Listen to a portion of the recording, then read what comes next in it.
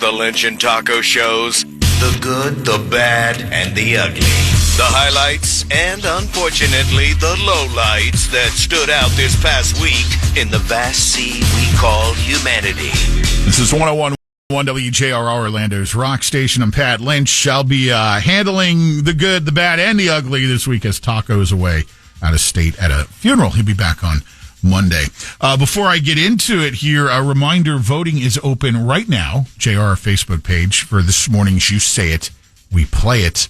There's 3 songs there for you to choose from. Limp Bizkit. Tell me which one to play at 9. I'll do that, the one that gets the most votes, and then I'll randomly pick one of you to win Red Hot Chili Peppers tickets. All right? Take you all of about 15 seconds to throw your vote in when you have a chance between now and 9. JR Facebook page. All right, let's go through some of the bad stuff here. Then we'll get over to the better side of the news. Just last night, another crazy road rage incident here in Orlando, Lake Underhill. Right around 9 o'clock, motorcyclist pulls up next to a motorist, cranks off around into the car, injuring the driver. The motorcyclist sped off, and police are still looking for him. The driver was transported to the hospital with injuries, is expected to survive. Let's jump over to Volusia County. This just makes me want to throw up in my mouth. Volusia County man behind bars after witnesses say he beat a dog in broad daylight. Not just a dog. Listen to how this whole thing unfolded. The suspect is 31-year-old Julio Rivera. In the end, he's now charged with child abuse, felony cruelty towards animals, 3 battery charges, and throwing a resisting an officer as well. A motorist spotted this guy walking a dog, and the guy, for whatever reason, started hitting the dog with a metal chain. The motorist pulls over and confronts the dog guy, and the two get into it. Rivera attacks the motorist. Now 2 more people are trying to get into the mix. He wheels the chain and tries to hit them as well, including a 13-year-old kid. And this just turned into an entire S show before the police were able to arrive and get this whole thing under control. The dog at one point was cowering behind the Good Samaritans, trying to get away from this lunatic of God's creation. And he's right where he belongs, behind bars. Florida man arrested this last week. This another terrible situation down in St. Lucie County.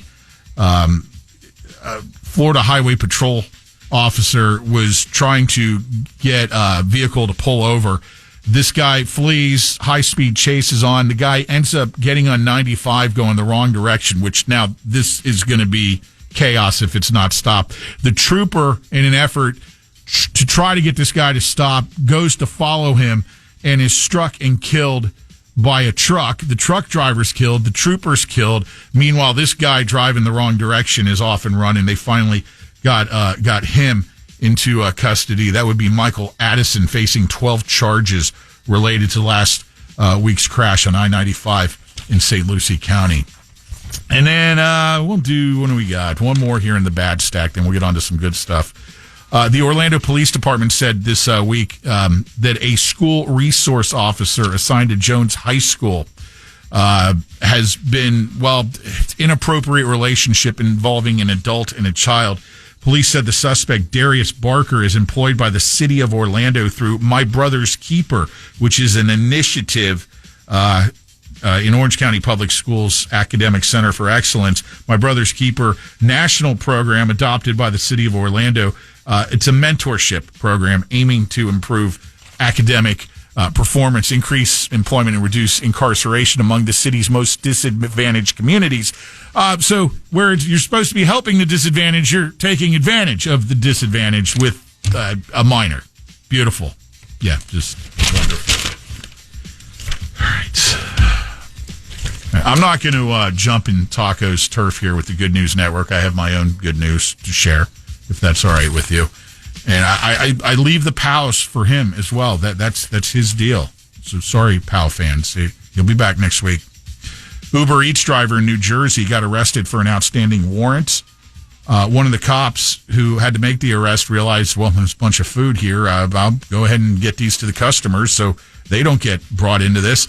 Ends up delivering the food to the final customer, which turned out to be Gianni Lavelle, husband of Snooki from Jersey Shore. So, of course it was. Yes. Anyway, it's pretty funny. Woman in Malaysia was shocked when she spotted her husband in the background of a selfie she took 2 years before they had even met. The photo is from 2012. They met 2 years later and got married last August. What are the chances of that? It's pretty wild. Taylor Swift, obviously getting a lot of hate from football fans, guilty. But there are some fathers who are actually loving this. Big story on how some dads are actually being able to connect better with their young daughters more because the girls actually want to watch football games now, that they might get a glimpse of Taylor. So little father-daughter bonding over dad's love of football and kid's love of Taylor. Okay, whatever works. I'm telling you, those viewership numbers on Sunday are going to be insane. All-time record, and she's going to be responsible for it, like it or not. Finally, a bunch of current and former teachers at a middle school in Kentucky just hit the Powerball for $1 million. They'd been pooling their money and playing the same numbers for years, and it finally paid off. 30 of them in the group, so they're each going to take home about $33,000. Good for them. There you go. The good, the bad, the ugly. Yes, I know there's more, but, we only have a limited time here. And that'll do it for this week's edition. Stand by. Lynch and Tacos, commercial-free workday rock block coming up at 8. Nice long stretch of tunes to help get you to where you're going, or if you're already there, for you to enjoy on the job. Stick around. Lynch